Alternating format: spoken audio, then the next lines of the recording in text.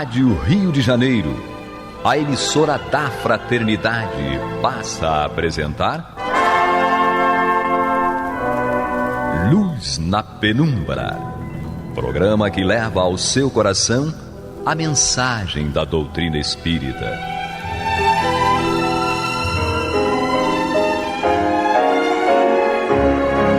E com vocês, Eduardo Araújo, para o estudo de O Livro dos Médiuns, da obra codificada por Allan Kardec.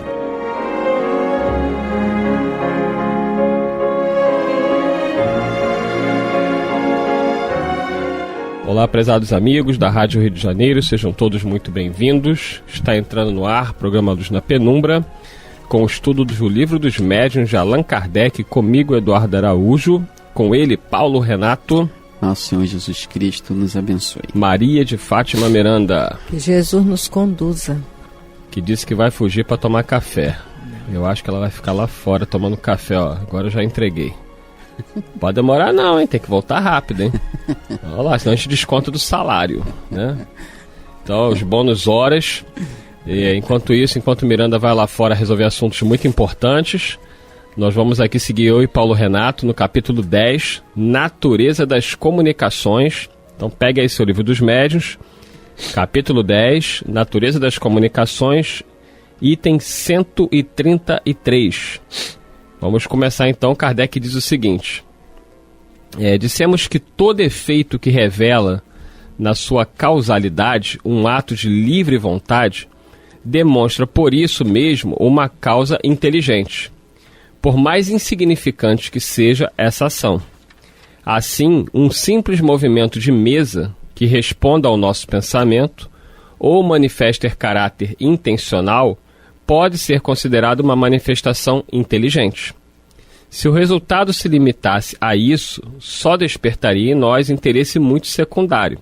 Contudo, já seria alguma coisa termos a prova de que há em tais fenômenos mais que uma ação puramente material. Não obstante, seja nula ou muito restrita a utilidade prática que daí possamos tirar.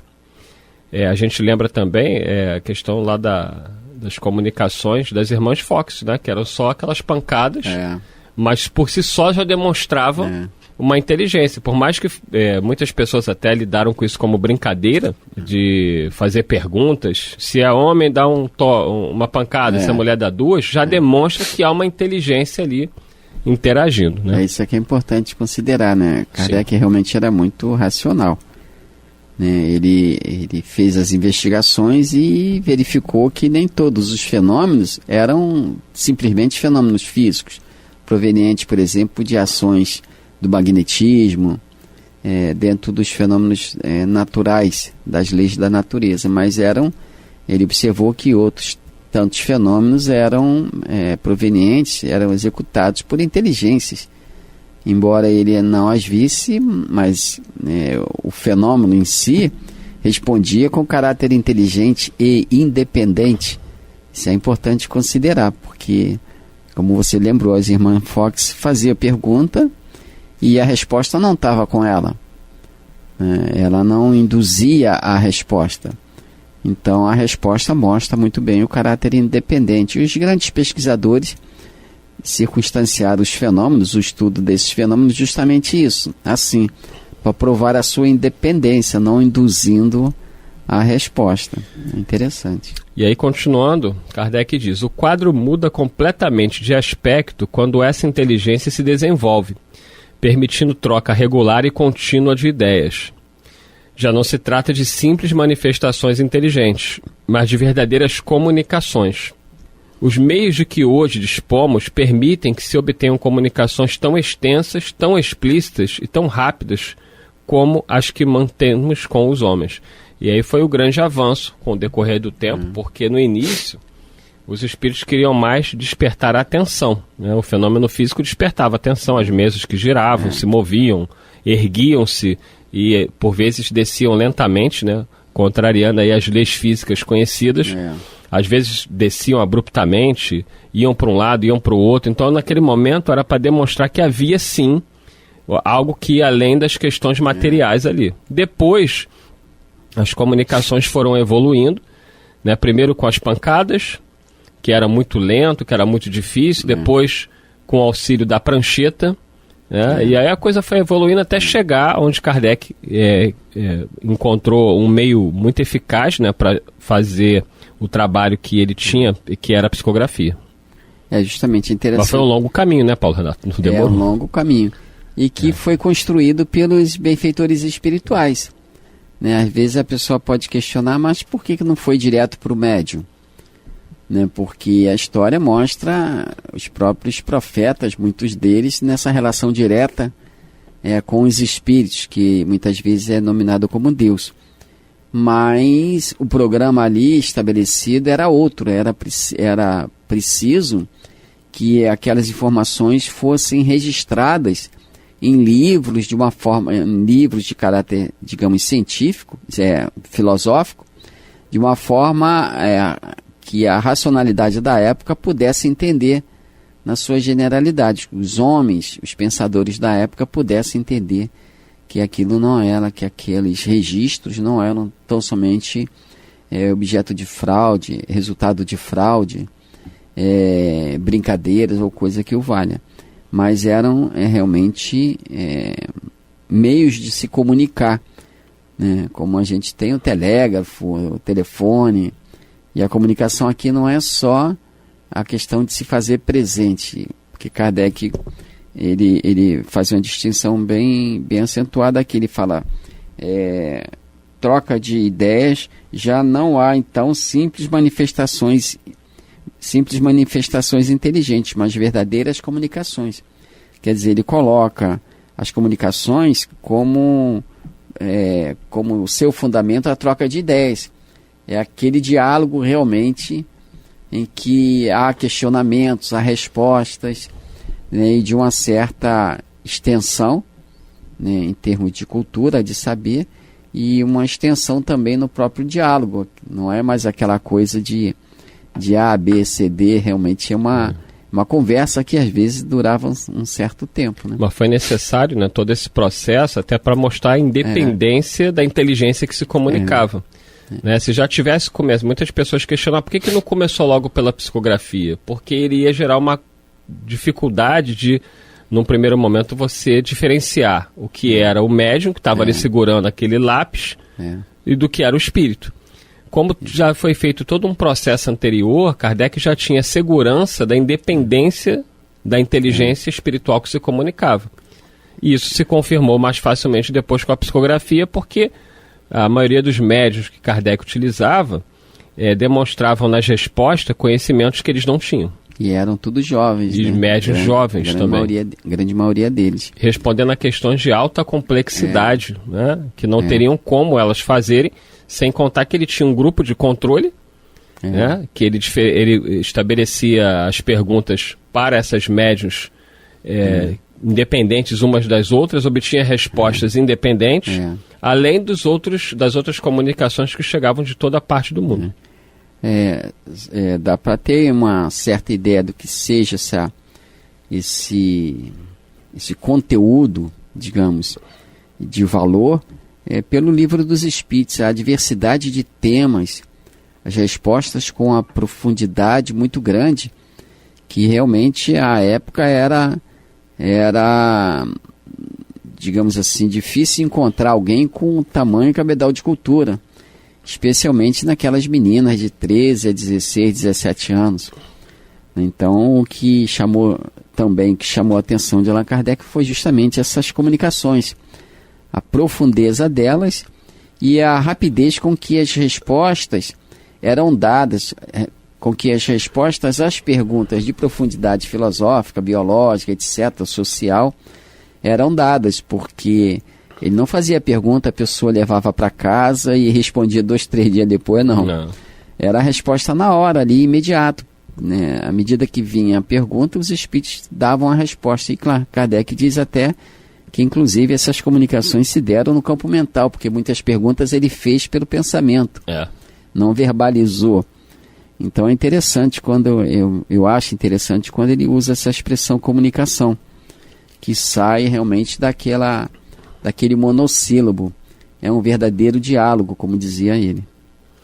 Quem não tem conhecimento, né, da doutrina, não tem ideia de como foi formulada, né, toda a parte teórica, doutrinária, o cuidado, né, que foi um cuidado com uma questão que era científica, né, o método da observação experimental, estabelecendo aquilo que a ciência da época, né, que de certa forma prevalece ainda, as ideias, tinha para você poder validar, né? Kardec tinha uma intenção para ele mesmo no primeiro momento, porque ele não poderia jamais publicar algo que a racionalidade dele, né, que o lado científico que ele acreditava tivesse de acordo, né? Não é porque um espírito disse que é verdade, ele submetia isso a diferentes médiuns, como ele mesmo coloca no Evangelho segundo o Espiritismo. Na introdução, ele se comunicava com mais de 1.000 centros espíritas sérios espalhados pelo mundo. Não sei como ele fazia isso. Não consigo nem imaginar, né? Sem WhatsApp, sem... Sim, como é que esse homem fazia, né? Para ler tanta correspondência, tanta coisa. Porque as comunicações chegavam de todas as partes do mundo, né? Direcionadas a ele. Ele avaliava essas comunicações, separava por assuntos, via o que ele já tinha trabalhado com os espíritos, as comunicações que chegavam confirmavam ou contraditavam.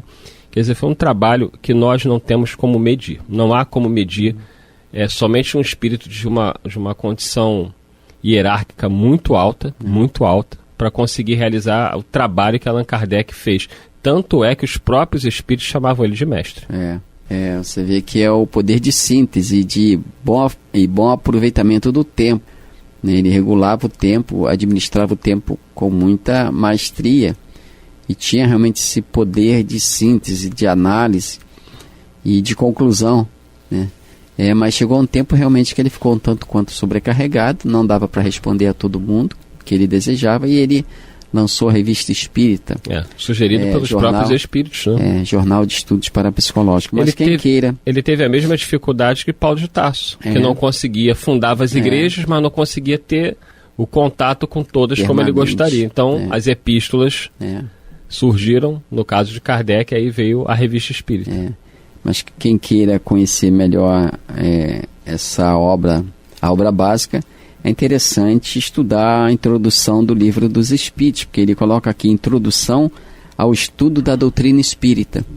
Aí a pessoa vai ter uma noção relativamente boa de como foi o surgimento da doutrina espírita, né? Esse código registrado, esse código das leis de Deus registrado no livro, né? Porque os fenômenos em si sempre aconteceram, é de todos os tempos. A doutrina espírita não é de todos os tempos, ela surgiu com a publicação de O Livro dos Espíritos. Muita gente às vezes faz essa confusão, né? A doutrina espírita sempre existiu porque tem fenômenos lá atrás. Não, como doutrina não.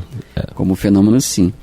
Mas é interessante que você colocou da universalidade do ensino, que eu justamente pensava isso. Os benfeitores espirituais não restringiram a sua informação, as informações que deveriam provir do mundo espiritual, não a colocaram na cabeça de um único médium, porque suscitaria muitas dúvidas, muitos senões. Então ele primeiro multiplicou o número dos, como dizia Jesus, dos chamados, né, para que depois ele pudesse concentrar melhor as informações que deveriam chegar, mas para que ela não fosse tão estranha à comunidade, à sociedade, né? Porque quando o espírito, por exemplo, desse alguma comunicação através de determinado médium e aquilo fosse publicado, as pessoas pensariam, não, mas eu também recebi isso na minha casa, né, na minha residência, porque as instituições espíritas não existiam, eram nas residências. A semelhança das igrejas que Paulo fundou, que eram em residência. Em residências também. Então, não seria um fato estranho à comunidade, não só da França, mas como do mundo que se interessava por analisar aqueles fenômenos. Então, realmente, foi, como dizia Arthur Conan Doyle, uma invasão organizada e bem planejada do mundo espiritual. Então esse cuidado de Allan Kardec, né, tem que ser muito exaltado, né? Muitas pessoas que criticam a doutrina falam assim, isso aí é tudo opinião da cabeça de Kardec, isso aí são espíritos enganadores. Ele tomou todos esses cuidados. Inclusive ele fala que foi importante para ele não ter uma mediunidade ostensiva. Né? Ele diz isso na Revista Espírita, ele relata que agradece por isso, porque ele poderia ser influenciado pelas próprias ideias. E então, quando ele faz um trabalho de uma maneira, com uma metodologia científica, utilizando diferentes médiuns, desconhecidos uns dos outros, analisando respostas, submetendo questionamentos de ordem científica, filosófica, metafísica, e obtendo respostas, como Paulo Renato falou, ali na hora, sem contar as comunicações que chegavam de outros países, de médicos que nem sabiam no que ele estava trabalhando, e chegava exatamente as questões que ele estava ali. Então, assim, não há como dizer que quem estuda com seriedade a doutrina, quem é isento. Eu lembro de professores meus na faculdade de psicologia que eram ateus, que eles falavam, olha, eu tenho que reconhecer que, pelo menos quanto à metodologia, quanto à racionalidade, a doutrina espírita é respeitável. Apesar de eu ser ateu, de não acreditar em nada disso, há uma linha filosófica de raciocínio que nós respeitamos. Então, professores me falaram isso, porque quando eu submeti a eles as questões, porque ali não estava sendo discutido espiritismo, mas dentro da psicologia, como se explicava os fenômenos espíritas, a mediunidade, por exemplo. Então eles ficavam constrangidos, porque como é que você vai dizer que aquilo não existe? Com lógica. Ele não tem uma explicação. Negar por negar não é lógico. Eles não têm como dizer, não, Chico Xavier por exemplo, né, é um farsante.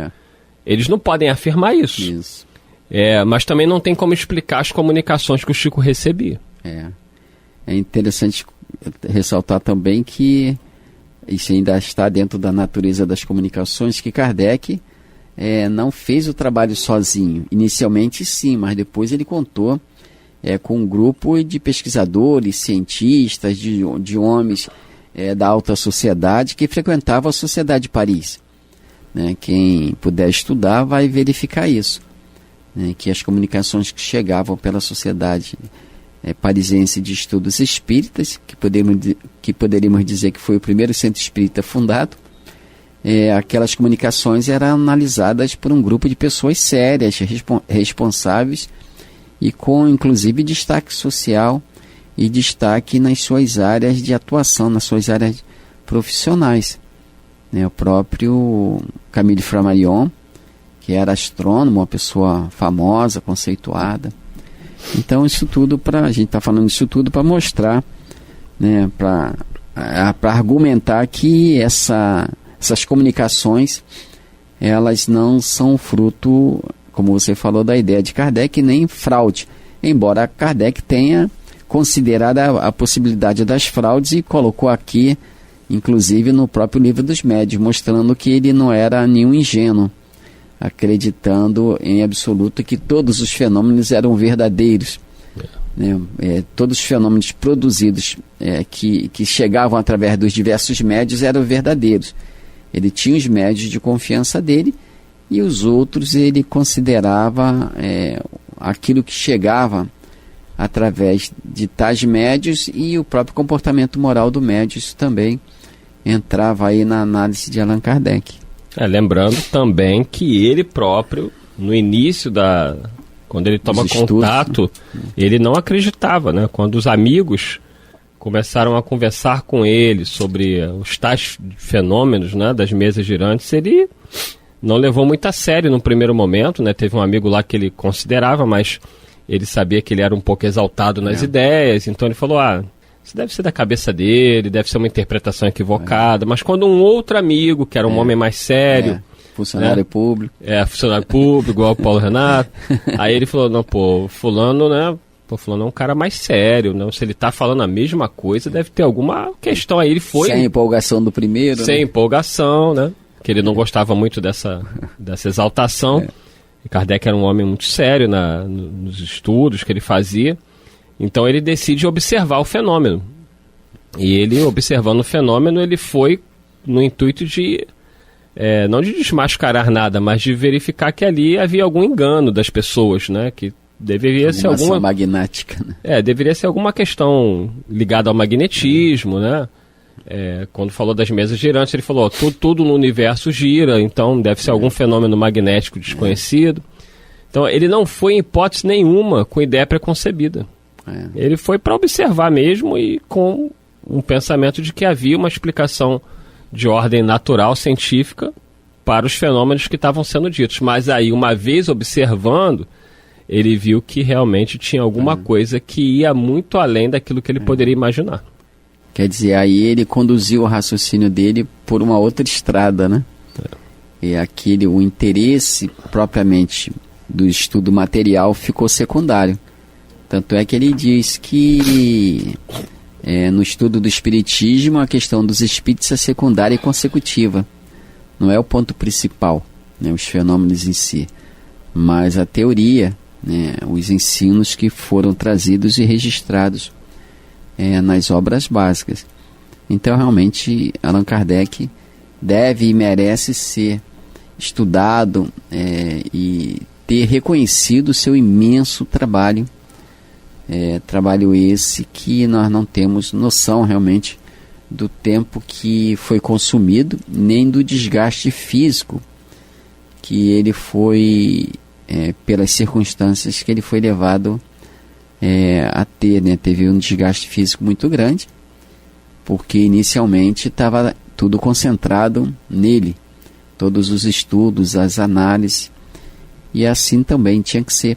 Se fosse diferente, os espíritos que coordenaram as comunicações teria feito diferente. Ela está voltando, né? Sabemos lá que deve ter acabado o café da rádio completamente. Natureza das comunicações. Agora ela vai dar a comunicação. Tu vai dar alguma comunicação aí? Eu estava conversando com o Tiago sobre o gatinho dele que morreu. Então ela estava lá vendo o gatinho, né? Então era por uma boa causa. Mas Kardec então deve ser não idolatrado, que ele nunca quis ser idolatrado. Muitas pessoas acabam colocando Kardec acima da doutrina e ele nunca quis isso. Tanto é que o nome dele não é Allan Kardec, o nome dele é Hippolyte Léon Denisard Rivail. Era um homem muito respeitado na comunidade científica, entre os sábios, e ele nunca quis associar a doutrina espírita a ele, Paulo Renato. Tanto é que o nome do primeiro livro é o Livro dos Espíritos. Mas por que está escrito Allan Kardec lá? Porque tinha que ter o responsável encarnado pela obra, né? Os espíritos não podem responder pela obra juridicamente, tinha que ter um nome. Então, já que tinha que ter um nome, ele pega um nome que ele teve em uma outra encarnação e usa esse pseudônimo para assinar legalmente, né, e ser o responsável pela obra. Tanto é que é colocada o Livro dos Espíritos, não o livro de Allan Kardec. Exatamente. É importante considerar isso. Às vezes a gente passa direto do título e às vezes a gente acaba repassando informação errada, errônea, né? Sem má intenção, mas acaba passando informação errada sobre a doutrina espírita. Por isso que Kardec até sugere a questão de se formar espíritas esclarecidos, né? Quando ele fala sobre essa questão do estudo, da necessidade do estudo. Então é preciso estudar e meditar sobre aquilo que é objeto de nossa crença, né? Porque senão nós ficaremos na condição daquele que crê, mas está sempre exigindo provas, porque não solidificou a crença. E aí, Miranda, terminamos o programa. Dá tchau pelo menos, né? Que Jesus nos conduza, né? E que saibamos valorizar a importância da presença do esforço do Kardec em nossa vida. Com certeza. Então, muita paz a todos. Até o próximo programa, se Deus quiser. Deus nos abençoe. Você está ouvindo o programa Luz na Penumbra.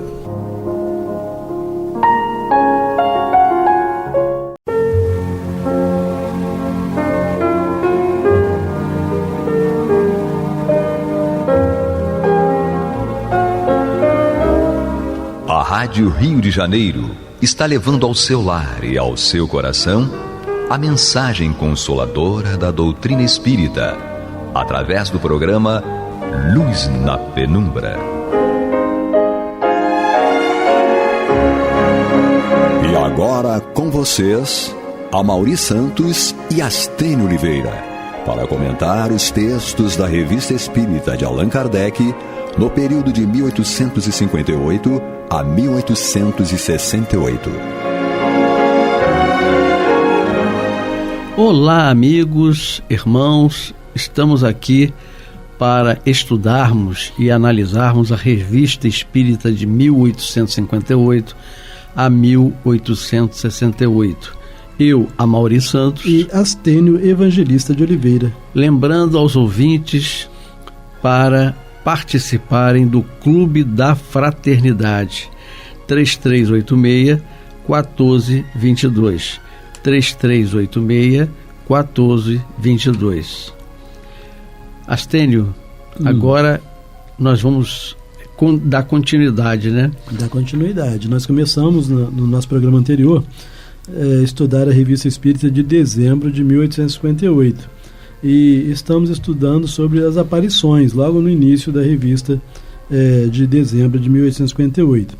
Então, prosseguindo, Kardec, tratando das aparições, diz o seguinte: tanto podem os espíritos aparecer em sonho como em estado de vigília. As aparições em estado de vigília não são raras nem novas, sempre existiram em todos os tempos, e a história as registra em grande número. Mas, sem retroceder tanto, hoje essas visões são bastante frequentes e muita gente, num primeiro instante, tomou-as por alucinações. Então, será que eu estou vendo coisas, né? Exatamente. Alucinando. E observe que você mesmo, o Kardec aí falou, né? Sempre existiram. Sempre existiram. Não é uma coisa de alucinação. E quase sempre foi, se você vai ao psiquiatra, ele vai dizer que é alucinação. Exatamente. E toma remédio. Toma ele tarja preta, né? E aí que você fica alucinado mesmo. Bom, são frequentes, sobretudo, nos casos de morte de pessoas ausentes que vêm visitar seus parentes ou amigos. Então acabam de morrer e vão visitar, né? Muitas vezes não tem um fim determinado, mas em geral podemos dizer que os espíritos que assim nos aparecem são atraídos a nós por simpatia. Então, naquele momento final da sua existência, pensou em nós, sentiu vontade de nos visitar, e agora, como ele está se liberando do corpo, vai logo visitar. Né? Não tem dificuldade, não tem que pegar ônibus, né? Não tem que chamar Uber. Então, por isso que eu digo, só tem vantagem, né? Bom, conhecemos uma jovem senhora que à noite, em sua casa, com ou sem iluminação, via homens que entravam e saíam, embora as portas estivessem fechadas. E eram só homens que ela via, né? Bom, isso a deixava muito espantada, tornando-a de uma pusilanimidade que tocava as raias do ridículo. Então ela ficava com raiva, né? Por esses homens entrando na casa dela. Certo dia, viu distintamente seu irmão. Então, entre os homens que entravam na casa dela, ela viu o irmão dela entrar na casa dela. Certo dia, viu distintamente seu irmão, então, na Califórnia, e que absolutamente não havia morrido. Então, pessoas vivas também né, entravam na casa dela. Né? E só que entravam desdobradas, né, como espíritos. Então, certo dia, viu distintamente seu irmão, então, na Califórnia, e que absolutamente não havia morrido. O que vem provar que o espírito dos vivos pode vencer as distâncias e aparecer num determinado lugar enquanto seu corpo repousa alhures. E ela então não estava dormindo quando ela via esses espíritos, dentre eles o irmão. Desde que foi iniciada no espiritismo, então, perturbada desse jeito, foi procurar estudar espiritismo, né? Desde que foi iniciada no espiritismo, essa senhora não mais teve medo. Não que os espíritos parassem de entrar, mas agora... porque ela compreendeu, né? Sim, sabia o fenômeno. Quem eram eles, né? E que sabia que não era só a casa dela que era habitada por espíritos que entram e saem. Bom, os espíritos não pagam aluguel. Então, se ficam por aqui, meu amigo, em algum lugar eles têm que morar. E isso aí é nas nossas casas aqui, né? Não tem casas para espíritos no mundo físico, né? Exatamente. Bom, desde que foi iniciada no espiritismo, essa senhora não mais teve medo, porque se deu conta das visões e sabe que os espíritos que a vêm visitar não podem fazer-lhe nenhum mal. Quando seu irmão apareceu, é provável que estivesse dormindo. Então, o Kardec diz que é provável, né? Que quando ela teve a visão do irmão, o irmão estivesse dormindo, porque o mais provável é isso, né? a pessoa acordada não tem como abandonar o corpo e ir a outro local. Então, mesmo que seja um sono momentâneo, sentou no sofá, tirou um cochilo, mas que estava dormindo, estava. Então, quem estava dormindo era o irmão dela. Tá? Então, assim, quando seu irmão apareceu, é provável que estivesse dormindo. Se pudesse ter explicado a sua presença, poderia ter mantido conversação com ele, o qual, ao despertar, talvez conservasse uma vaga lembrança desse encontro. Então ele diz assim, se ela, quando viu o irmão, ela já conhecia esse espiritismo, ela podia tentar conversar com o irmão. Né? E ele, ao acordar, ia achar que ele teve um sonho com a irmã. Né? Bom, além disso, é provável que nesse momento ele sonhasse que se achava ao lado da irmã. É o inverso, né, o Astênio? A irmã via ele. Sim. Então, se ela conversasse com ele, sim, ele provavelmente acharia, entre aspas, um sonho. Sim, ele acharia que ele tinha sonhado com a irmã. Exatamente. Né? Uhum. Bom, dissemos que o perispírito pode adquirir a tangibilidade, então tornar-se palpável, né? Já falamos desse assunto quando nos referimos às manifestações produzidas pelo Sr. Home. Você lembra? Daniel Douglas Home, né? Bom, Mr. Home.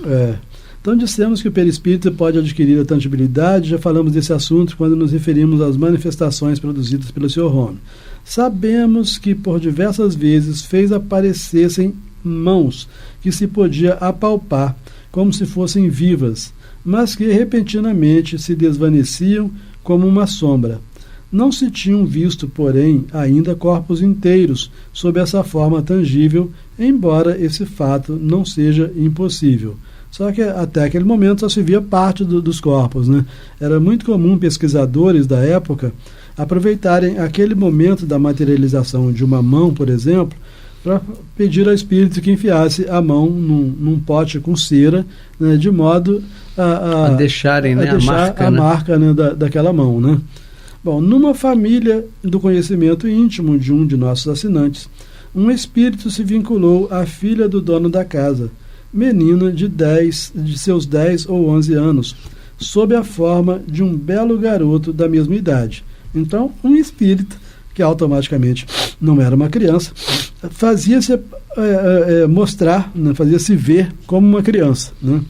Fazia-se visível para ela qual se fora uma pessoa comum, e visível ou invisível para os outros, conforme lhe aprovesse.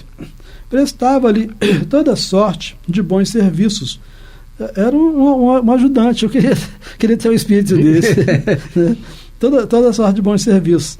Trazia-lhe brinquedos, bombons, fazia o serviço doméstico, ia comprar aquilo de que precisavam e o que mais o valha. Né? Parece estranho, mas certamente que quando ele ia comprar, ele tinha que se fazer visível, se ele fosse na padaria, por exemplo. Exatamente. Ele tinha que se fazer visível na padaria, porque senão não adiantava ele comprar nada.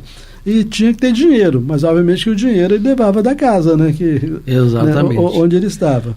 Não se trata absolutamente de uma lenda da mística Alemanha, e de forma alguma é uma anedota da Idade Média, mas sim um fato atual que se passa no momento em que escrevemos, numa cidade da França e numa família muito honrada. Então, naquele momento, o espírito estava lá se materializado, né, na casa da família, tal como... Tangibilidade. Né, certamente ninguém sabia onde ele morava, filho de quem, mas estava lá. Né?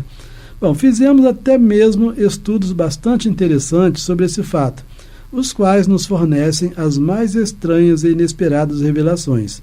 Haveremos de entreter nossos leitores de modo mais completo em artigo especial que publicaremos brevemente. Kardec está toda hora prometendo que vai publicar alguma coisa, né, sobre determinados assuntos. Né? É por isso que a revista chegou até 1869. Né? A gente vai estudar só os anos pares, mas exatamente. A revista foi de 1858 a 1869. Né? Agora entra num outro tema que ele intitula Senhor Adrien, médium vidente, né? Já que nós estamos tratando das aparições, né? Então o médium vidente aqui tem tudo a ver com o tema as aparições. Aí Kardec escreve o seguinte: toda pessoa que pode ver os espíritos sem o auxílio de terceiros é por isso mesmo médium vidente, mas em geral as aparições são fortuitas, acidentais, né? Então é aquilo, né, que você, de vez em quando, numa determinada situação, você vê um espírito, mas você não chega a ser médium vidente, né? Médium vidente é aquele que vê continuamente. Isso é. Então, ainda não conhecíamos ninguém com aptidão para ver os espíritos de maneira permanente e à vontade. É dessa notável faculdade que é dotado o Sr. Adrien. Então, vê que o próprio Kardec, com essa missão toda dele, ainda não tinha tido contato com um médium vidente que fosse permanentemente médium vidente, né? Que estivesse o tempo todo vendo os espíritos, né? Como o Chico Xavier, que via o tempo todo, né? O Divaldo conversava com eles como se fosse um ser tangível. Sim, a Ivone Pereira. A Ivone. Então, é dessa notável faculdade que é dotado o Sr. Adrien, um dos membros da Sociedade Parisiense de Estudos Espíritas. Ele é, ao mesmo tempo, médium vidente, escrevente, audiente e sensitivo, ou seja, era um Chico Xavier, né? Como médium psicógrafo, escreve o ditado dos espíritos, mas raramente de modo mecânico, como os médiuns puramente passivos, ou seja, embora escreva as coisas estranhas ao seu pensamento, tem consciência daquilo que escreve. Então é diferente lá das filhas do Bodin, por exemplo, né?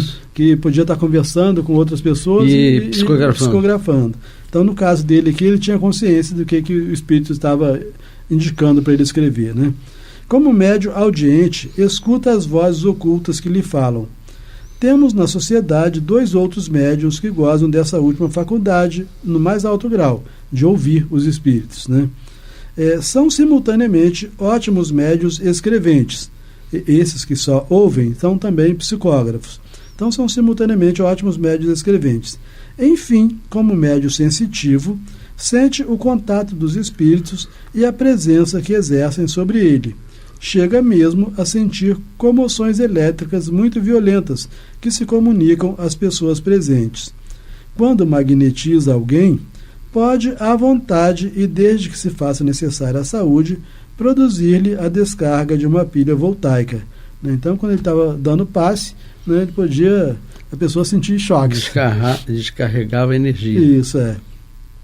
Prosseguindo, acaba de revelar-se nele uma nova faculdade, a dupla vista. Então, ele não foi sempre médium vidente, né? Ele tornou-se médium vidente. Acaba de revelar-se nele uma nova faculdade, a dupla vista. Sem ser sonâmbulo e conquanto inteiramente desperto, vê à vontade. Então, nota que aqui não é a simples vidência, porque a vidência é para você ver os espíritos. Aqui é dupla vista, porque a dupla vista te leva a ver o próprio mundo físico à distância. É como se nós estivéssemos aqui agora e podendo narrar o que está acontecendo no Japão, num determinado hotel, exatamente, por exemplo. Isso é dupla vista, né? É diferente de estarmos vendo Bezerra de Menezes, né, que é evidência, né? Bom, então, voltando, acaba de revelar-se nele uma nova faculdade, a dupla vista. Sem ser sonâmbulo e conquanto inteiramente desperto, vê à vontade a uma distância ilimitada, mesmo além dos mares, o que se passa numa localidade. Vê as pessoas e o que estão fazendo. Descreve lugares e fatos com uma precisão cuja exatidão tem sido verificada. Eurípides Barçanufo tinha a dupla vista, né? Então ele estava lá podia estar num lugar e no outro. Isso, ele estava lá na escola, dando aula e vendo um aluno que matou a aula lá na linha do trem. E os alunos, eu estava vendo sobre Eurípides, e os alunos conheciam tão bem o Eurípides, que quando ele dormia. Entrava em transe, né? Ele está em outro lugar. Sim, porque ele às vezes estava dando aula e precisava ir socorrer uma mulher, uma parturiente, por exemplo, né? Mas é muito interessante o fato de que ele... Mas ele despendia muita energia, né? Muito. Né? Tanto é que desencarnou cedo, né? Acho que com 38 anos. Bom, apressemo-nos em dizer que o Sr. Adrien, de forma alguma, é desses homens fracos e crédulos que se deixam arrastar pela imaginação. Então era um homem racional, né? Sim. Ao contrário, trata-se de um homem de caráter bastante frio, muito calmo, e que vê tudo isso com o mais absoluto sangue frio. Não dizemos com indiferença, longe disso, porquanto leva suas faculdades a sério e as considera como um dom da providência que lhe foi concedido para o bem e assim dele se serve para as coisas úteis e jamais para satisfazer a vã curiosidade. É um rapaz novo, de família distinta, muito honrado, de caráter meigo e benevolente, cuja educação esmerada revela-se na linguagem e em todas as suas maneiras. Como marinheiro e como militar, já percorreu uma parte da África, da Índia e de nossas colônias. Então era um jovem culto, né, com essas mediunidades todas, né? Tinha o trabalho profissional dele, portanto não vivia da mediunidade. Exatamente. Né? Bom, de todas as suas faculdades como médium, a mais notável e, em nossa opinião, a mais preciosa é a vidência. Então, Kardec valorizava muito a vidência. Os espíritos lhe aparecem sob a forma que descrevemos em nosso artigo anterior sobre as aparições. Então, a gente acabou de estudar sobre as aparições lá, né? Perispírito, que se altera, etc. Então, os espíritos lhe aparecem sob a forma que descrevemos em nosso artigo anterior sobre as aparições. Ele os vê com uma precisão da qual podemos fazer ideia pelos retratos que daremos um pouco mais adiante da viúva do Malabar e da bela cordoeira de Lyon. Mas dirão, o que prova que vê mesmo e que não é vítima de uma ilusão? O pessoal adora jogar tudo para ilusão, né? É uma palavra que explica todos... Né? Está tudo no mesmo saco. Tudo que é inexplicável é explicado pela ilusão, né? Bom, o que prova é que quando alguém que ele não conhece, por seu intermédio, invoca um parente ou um amigo que jamais viu, faz deste um retrato de extraordinária semelhança, que nós mesmos podemos constatar. Não há, pois, para nós a menor dúvida a respeito dessa faculdade, que ele goza no estado de vigília e não como sonâmbulo. Então, fazer o retrato é retratar, não necessariamente pintar o retrato. Sim. Então, se uma pessoa que ele não conhece pede a ele que evoque um determinado espírito que ele também não conhece, ele diz, está aqui fulano, que tem barba desse jeito, o cabelo daquele outro jeito, os olhos assim, assado. Então descreve com todos os detalhes, né, que confirma que era aquele espírito que havia sido evocado. Bom, o que há talvez de mais notável ainda é o fato de não apenas ver os espíritos que evocamos, mas ao mesmo tempo todos os que se acham presentes, evocados ou não. Então, porque quando você evoca um espírito, não está ele sozinho ali. Então ele descrevia não apenas o espírito, mas os outros espíritos também, né, que estavam presentes. Ele os vê entrando, saindo, indo e vindo, ouvindo o que se diz, rindo ou levando a sério, segundo seu caráter. Uns são graves, outros têm um ar zombeteiro e sardônico. Por vezes, algum deles avança para um dos assistentes, pondo-lhes a mão sobre o ombro. Isso ele descrevendo pela evidência dele, né? Então, por vezes, algum deles avança para um dos assistentes, pondo-lhe a mão sobre o ombro, ou se colocando ao seu lado, enquanto outros se mantêm afastados. Numa palavra, em toda reunião, há sempre uma assembleia oculta, composta de espíritos atraídos pela simpatia às pessoas ou às coisas das quais se ocupam. Nas ruas, o Sr. Adrien vê uma multidão deles, pois além dos espíritos familiares que acompanham seus protegidos, há, como entre nós, a massa dos indiferentes e dos que nada têm a fazer. Então, a questão toda é o médium saber separar quem é encarnado e quem é desencarnado. É muito interessante isso. Naquela multidão que ele está vendo, né? Bom, disse-nos ele que em sua casa jamais se encontra sozinho e nunca se aborrece. Há sempre uma assembleia com a qual se entretém. Então, a gente não sendo médium... sempre uma assembleia, né? Tem mais de um. Na casa da gente também tem. Exatamente. Só que felizmente a gente não vê, né? Mas ele via. Né? Exatamente. Sua faculdade não se estende somente aos espíritos dos mortos, mas também aos dos vivos. Então ele via também espíritos de pessoas encarnadas. Quando vê uma pessoa, pode fazer a abstração de seu corpo. É um perigo, né? Se ele vem falar com a gente, ele não está vendo só o corpo, ele vê o espírito que nós somos, né? Então, assim, quando vê uma pessoa, pode fazer a abstração do seu corpo. O espírito, então, lhe aparece como se dele estivesse separado, podendo com ele conversar. Numa criança, por exemplo, pode ver o espírito nela encarnado, apreciar-lhe a natureza e saber o que era antes de encarnar. Tá boa essa mediunidade para você? Pô, tá boa, mas eu não queria não. Tá boa, mas não queria não, né? Bom, não deixa de ser interessante. É muito interessante. Ele vê numa criança o espírito adulto que está... Claro. Né, que está porque a gente acha que é criança, mas a criança já foi adulto. Sim. Bom, essa faculdade, que é a evidência, levada a semelhante grau, melhor que todas as comunicações escritas, nos instrui na natureza do mundo dos espíritos, mostrando-nos tal qual é. Então, realmente, a evidência, ela nos convence muito, né? O ano passado, tem um médium atual, né, no movimento espírita, o Alexandre Pereira, tem alguns livros psicografados, ele é da CERJ. Ele foi visitar comigo a Escola Espírita Joana de Ângeles, lá em Japeri. E aí nós estávamos subindo do primeiro andar para o segundo andar, para ele visitar as salas de aula, onde estavam as crianças estudando. E conversando normalmente, aí a diretora da escola falou, a Terezinha, que foi a fundadora da escola, já desencarnada, a Terezinha detestava essa escada. Aí ele falou, então entendi por que ela me falou, por que ela... Não, assim, não, a Cláudia não falou que detestava, ela falou assim, a Terezinha tomou 2 tombos nessa escada. Aí você, então entendi porque que ela acabou de me falar que detesta essa escada, né? Quer dizer, então ele não estava... Estava ouvindo. Estava ouvindo e estava vendo, né? Então a gente vê que, embora a gente não veja, foi um episódio que para a gente ajuda a convencer, né? E aí ela mandou uma mensagem psicografada através dele, dando detalhes, falando com o filho diretamente, né, que ele não conhece, e daí por diante. Bom, essa faculdade, estamos chegando no finalzinho, né, levada a semelhante grau, melhor que todas as comunicações escritas, nos instrui na natureza do mundo dos espíritos, mostrando-nos tal qual é.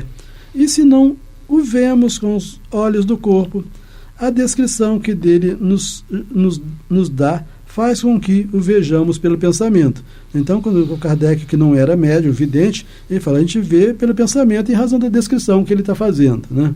Os espíritos já não são aqueles seres abstratos, mas seres reais que estão ao nosso lado, que se nos acotovelam sem cessar.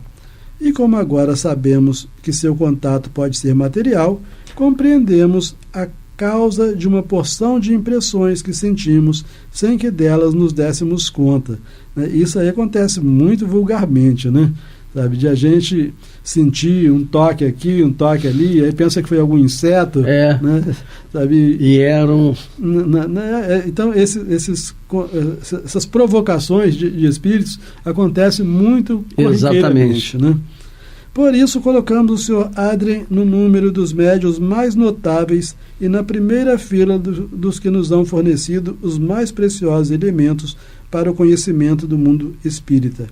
Sobretudo, colocamos nessa posição por suas qualidades pessoais, que são as de um homem de bem por excelência e que o tornam eminentemente simpático aos espíritos de ordem mais elevada, o que nem sempre ocorre com os médiuns de efeitos puramente físicos. Então, ele era um médium que, por todas as suas características, prestariam grandes serviços ao Kardec, à obra do Espiritismo. E terminamos por hoje. Tudo bem, Astênio, por hoje, né? Mas vamos voltar em outras Se vezes. Deus quiser. E continuarmos estudando a Revista Espírita de 1858 a 1868. Amaury Santos. Astênio Evangelista de Oliveira. E lembrando a vocês que participem do Clube da Fraternidade 3386-1422. Muita paz.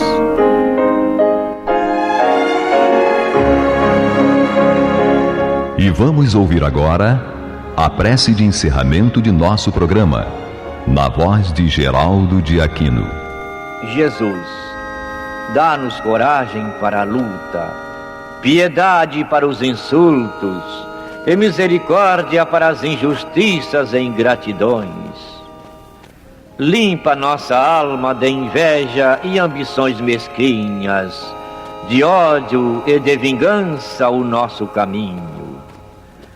e que dentro em pouco, ao recolher-nos de novo ao calor do nosso leito, para que o sono nos dê a paz e o esquecimento das tristezas humanas, possamos sentir, Senhor, no mais íntimo de nosso ser, a doçura indefinível do Teu amor e a grandeza incomparável da Tua divina presença.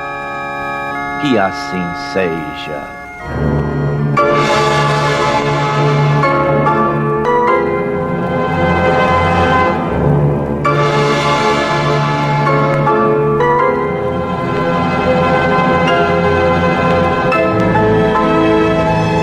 Acabamos de apresentar o programa Luz na Penumbra, que voltará a ser apresentado amanhã às 21 horas nesta emissora.